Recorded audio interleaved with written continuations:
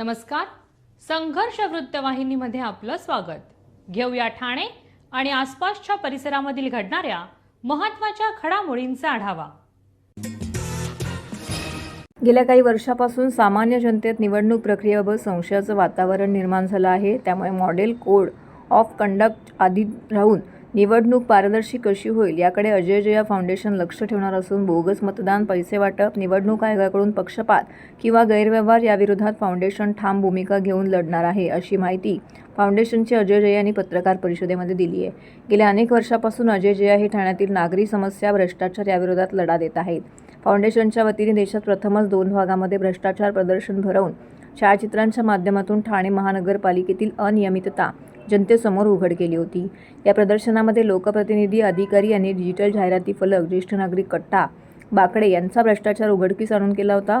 तर रस्त्याची दुरावस्था, वाहतूक व्यवस्थेतील कमतरता आणि कामचुकारपणा, टोईंग व्हॅन याविरोधात अजय जया यांनी जनआंदोलन उभं केलं आहे. निवडणुकीच्या तोंडावरती अजय जया फाउंडेशनने निष्पक्ष, निर्भय आणि पारदर्शक निवडणूक प्रणाली राबवून सुशिक्षित, स्वच्छ चारित्र्याच्या उमेदवारांसाठी मैदानात उतरण्याचा निर्णय घेतला आहे. अजय जया फाउंडेशन प्रत्यक्ष निवडणूक रिंगणात उतरणार नसलं तरी योग्य उमेदवार, लोकशाहीभिमुख निवडणूक प्रक्रियेसाठी काम करणार आहे. मी अजय जया फाउंडेशन मार्फत आज पत्रकार परिषद देत आहे. त्याच्यामध्ये आज अजय जया फाउंडेशन या इलेक्शन मध्ये महानगरपालिकेमध्ये कुठल्याही राजकीय पक्षाला संबंध न ठेवता डायरेक्टली कॅन्डिडेटला मदत करणार आहेत, जे चांगले आहेत, जे लोकांसाठी ग्राउंड लेवलमध्ये चांगलं मदत करणार आहेत.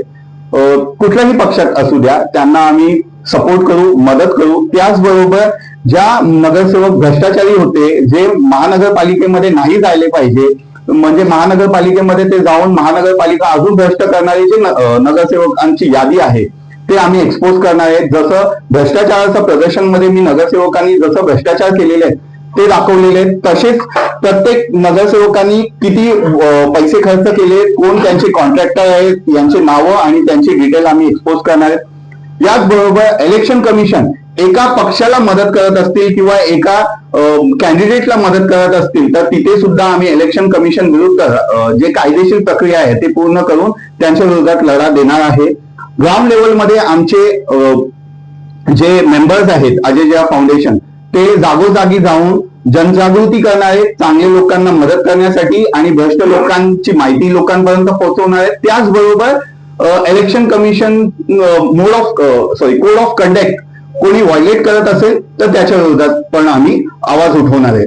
याच्यामध्ये लास्टच्या 2 दिवसात जे पैसे वाटप असतात तिथे आमचे जेवढे टीम आहेत ते ऍक्टिव्हली कामं करतील आणि जर पैसे पकडले गेले तर कायदेशीर प्रक्रियेमध्ये तो कॅन्डिडेट बाद होईल याची पूर्ण आम्ही आश्वासन देतो, प्रोसेस करू अशी मी.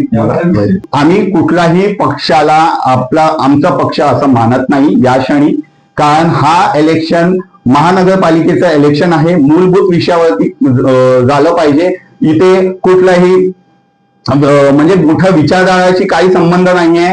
इथे रोड, इन्फ्रास्ट्रक्चर, पाणी, लोकांचे किती संबंध, धर्म आणि या सगळ्या गोष्टीच्या पलीकडे आज जगण्याकरता ज्या गोष्टी मूलभूत सुविधा आहे त्या विषयावरती कामं करणारे जे कॅन्डिडेट आहेत त्यांनाच आम्ही मदत करणार आहे. पक्षाला आम्ही कुठल्याही पक्षाला पाठिंबा देत नाही आणि कुठल्याही पक्षाला आम्ही विरोधक म्हणून या क्षणी आता आम्ही घेत नाही या इलेक्शन.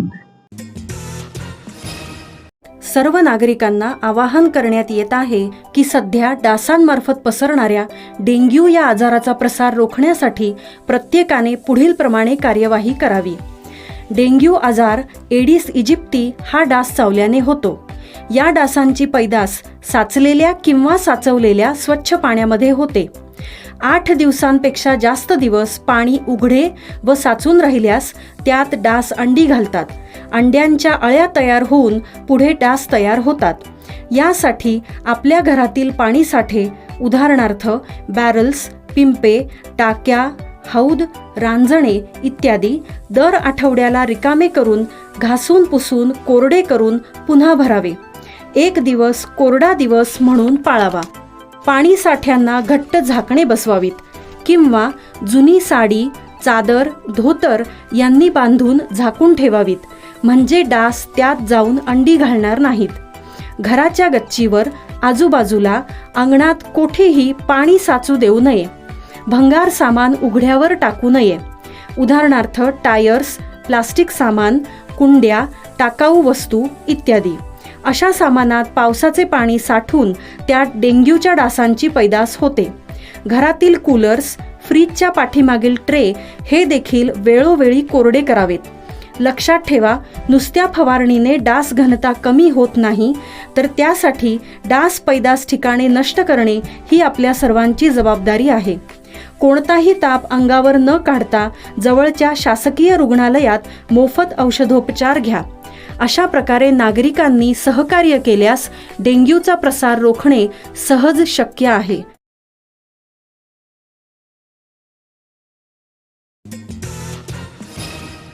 ठाणे शहराचे प्रथम नगराध्यक्ष, पहिले महापौर, लोकप्रिय माजी खासदार स्वर्गीय सतीशचंद्र प्रधान यांचं 29 डिसेंबर रोजी निधन झालेलं आहे.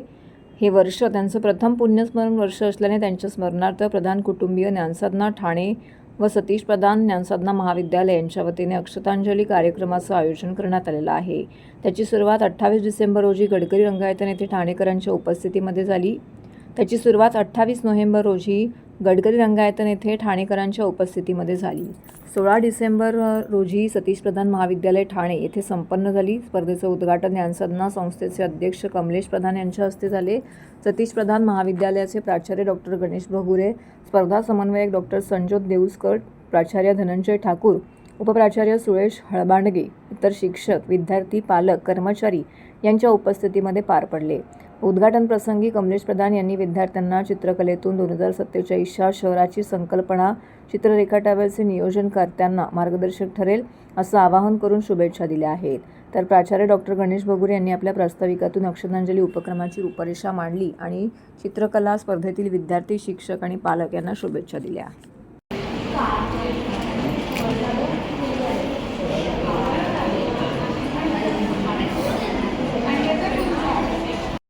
नमस्कार. अक्षतांजली निमित्ताने आम्ही ही चित्रकला स्पर्धा जी आयोजित केली आहे ती आम्ही स्वर्गीय श्री सतीश प्रधान यांच्या आठवणी कारण त्यांनी ही अशी मोठी चित्रकला स्पर्धा त्यावेळेस ते आयोजित करायचे. सो आमचा हा छोटासा प्रयत्न होता. त्याच्यात आपण सर्व ठाण्यातले शाळा आणि सर्व NGOs असे आपण एकत्र करून आपण बरेचसे NGOsना तिथे ज्यांना इथे येणं शक्य नव्हतं त्यांना तिथे आपण पार्टिसिपेशनसाठी कलर्स, पेपर असं देऊन त्यांच्याकडनंही आपण चित्र काढून घेतलेत. आणि आज तुम्ही जे बघताय की इथेही ही बरीचशी मुलं आलेली आहेत आणि या सगळ्यांच्या पेपरवरती तुम्हाला जे दिसतंय ते आहे ठाणे. त्यांना जे वाटतं की ठाणे कसं असावं फ्युचरमधलं ते आपण पेपरमध्ये बघतो. तर ह्यातनं आपण ॲक्च्युली बऱ्याच गोष्टी आपण शिकू शकतो कारण त्यात बरेचसे न दिसणारे मेसेजेस आहेत. सो उद्देश हाच आहे की आपण प्रत्येक ठाणेकरांनी यांच्याकडनं काहीतरी छोट्यात छोटी गोष्ट शिकून घ्यावी. आणि सगळ्यांना धन्यवाद. नाही ऐकून आलं. साधी छोटीशी गोष्ट जरी म्हटलं की त्यांनी त्यांचं घर आणि घराभोवती दाखवलेली ही झाडं, हे निसर्ग हेही आपल्याला सांगतं की ठाण्यात आत्ता आपल्याला हे वाढतं जे कन्स्ट्रक्शन आहे ते त्यांना अशी अपेक्षा आहे की आपण झाडं लावावी, झाडं जगवावी, फुलझाडं लावावी, फळझाडं लावावी. सो हे जे त्यांचं हे जे दिसतंय पेपरमध्ये हे आपण सगळ्यांनी एक त्यातनं प्रोत्साहन घेऊन आपण झाडं लावूया. आणि इतकी सुंदर चित्र आहेत की आपण नक्कीच कुठेतरी एक दिवस प्रदर्शनासाठी ठेवूया. आणि अशी माझी विनंती असेल बाकीच्या इतर ठाणेकरांना की ते येऊन नक्की म्हणजे आमच्याकडे येऊन ते पाहावे की त्यांनी किती सुंदर चित्र काढलेली आहेत. निवडणूक कार्यक्रम जाहीर झाल्यानंतर सर्वपक्षीय इच्छुक कार्यकर्त्यांची अर्जासाठी पक्ष कार्यालयामध्ये एकच झुंबड उडू लागली आहे. ठाण्यात टेंभी नाक्यावरील आनंदाश्रममध्ये देखील ठाणे महानगरपालिका निवडणुकीत शिवसेनेकडून उमेदवारी मिळावी यासाठी इच्छुकांनी फॉर्म घेण्यासाठी एकच गर्दी केली होती. ठाणे महानगरपालिका निवडणुकीच्या पार्श्वभूमीवरती भाजप, काँग्रेस, राष्ट्रवादी, अजित पवार गट या पक्षांनी काही दिवसापूर्वी इच्छित उमेदवारांकडून अर्ज मागवले होते. शिवसेना पक्षाकडून मात्र ही प्रक्रिया सुरू करण्यात आलेली नव्हती. ठाण्यात झालेल्या शिवसेना पक्षाच्या मेळाव्यामध्ये उपस्थित प्रमुख पदाधिकाऱ्यांना खासदार नरेश म्हस्के यांनी मार्गदर्शन केले. यावेळी बोलताना त्यांनी इच्छुक उमेदवारांना दुपारपासूनच आनंदाश्रममध्ये अर्ज वितरित करण्यात येणार असल्याची घोषणा केली होती. या घोषणेनंतर दुपारपासूनच आनंदाश्रमामध्ये इच्छुकांची मोठी गर्दी झाली होती. आनंद आश्रममध्ये अर्ज घेण्यासाठी आजी माजी नगरसेवकांसह अनेक इच्छुक रांगेत उभे असल्याचं पाहायला मिळालं. त्यात गेले अनेक वर्ष उमेदवारी मिळवण्यासाठी अर्ज करूनही अद्याप उमेदवारीपासून वंचित असलेले काही पदाधिकारी देखील दिसून आले. यंदाच्या निवडणुकीत तरी उमेदवारी मिळेल या आशेने ते अर्ज घेण्यासाठी येथे आले होते. तर माजी नगरसेवकही उमेदवारी अर्ज घेण्याकरिता आले होते. प्रभागातील विद्यमान नगरसेवकाऐवजी आम्हाला उमेदवारी द्या यासाठी प्रभागातील काही इच्छुक अर्ज घेण्याकरिता गर्दी करताना दिसून आले.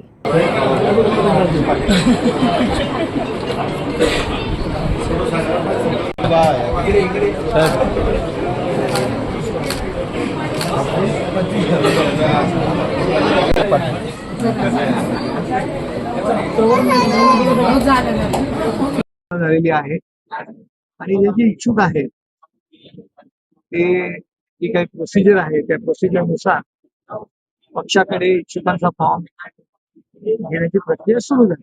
पहिली बैठक युतीची होणार आहे, त्या बैठकीकरता आम्ही जातो. मला नाही वाटत कुठे काही वाद आहे.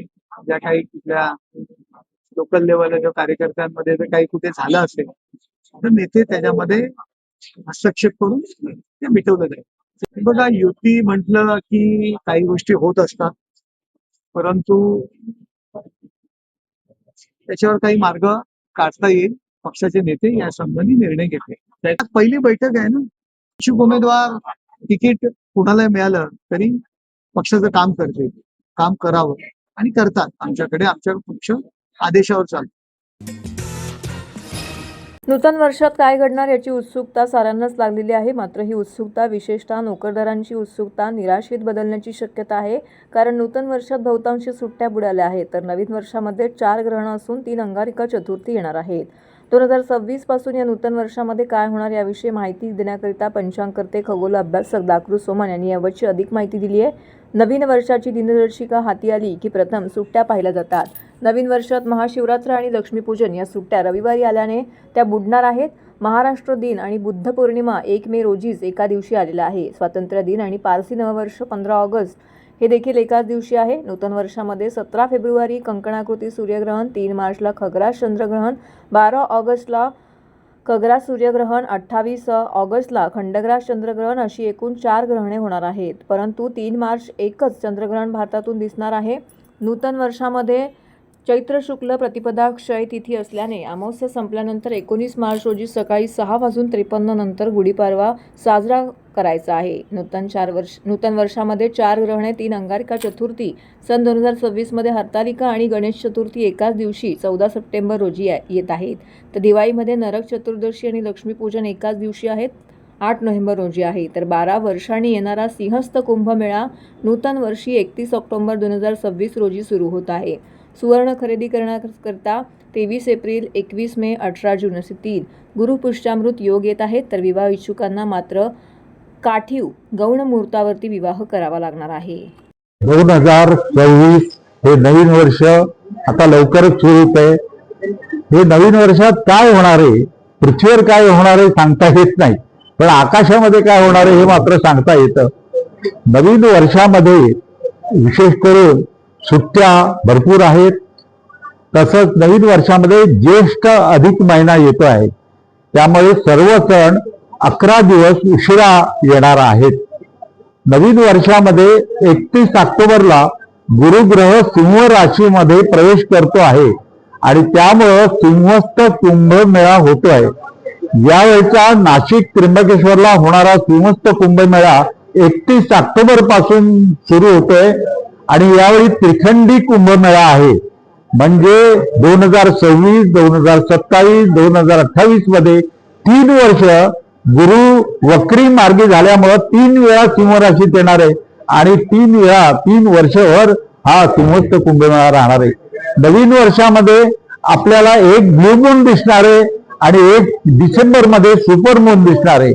आणि नवीन वर्षामध्ये विवाह इच्छुकांसाठी मला मुद्दाम सांगायचं आहे की अधिक महिना आहे, चातुर्मास आहे, शुक्राचा हस्त आहे आणि सिंहस्थ कुंभमेळा आहे. यामुळे शुद्ध विवाह मुहूर्त कमी आहेत. पण पंचांगकर्त्यांनी गौण आणि अडचणीच्या वेळी घ्यायचे विवाह मुहूर्त दिलेत, ते वापरायला हरकत नाही, त्याला सुद्धा शास्त्राधार आहे. नवीन वर्षामध्ये पर्जन्य नक्षत्रांचा प्रवेश चांगला, पाऊस चांगला पडणार आहे, त्यामुळे अर्थातच महागाईवरती नियंत्रण राहणार आहे. तेव्हा हे नवीन वर्ष हे येत आहे. या नवीन वर्षामध्ये 4 ग्रहण आहेत. 2 सूर्यग्रहण आहेत, 2 चंद्रग्रहण आहेत. अर्थात एकच चंद्रग्रहण फेब्रुवारी महिन्यातलं आपल्याला दिसणार आहे आणि ग्रहणातच चंद्रबिंब उगवताना आपल्याला दिसणार आहे. तेव्हा मित्रांनो, तुम्हा सर्वांना नवीन वर्षाच्या खूप खूप शुभेच्छा. गणेश भक्तांसाठी नवीन वर्षात एक गोष्ट महत्वाची आहे, ती म्हणजे 3 अंगारकी चतुर्थी आहे. आणि सोनं जरी महाग झालं तरी गुरुपुष्य योगावरती सोनं खरेदी केली जातं. नवीन वर्षामध्ये 3 गुरुपुष्य योग आहेत. तेव्हा नवीन वर्षाच्या शुभेच्छा. तर हे होतं संघर्ष वृत्तवाहिनीचं आजचं बातमीपत्र. उद्या पुन्हा भेटू याच वेळी याच ठिकाणी ताज्या घडामोडींसह. तोपर्यंत नमस्कार.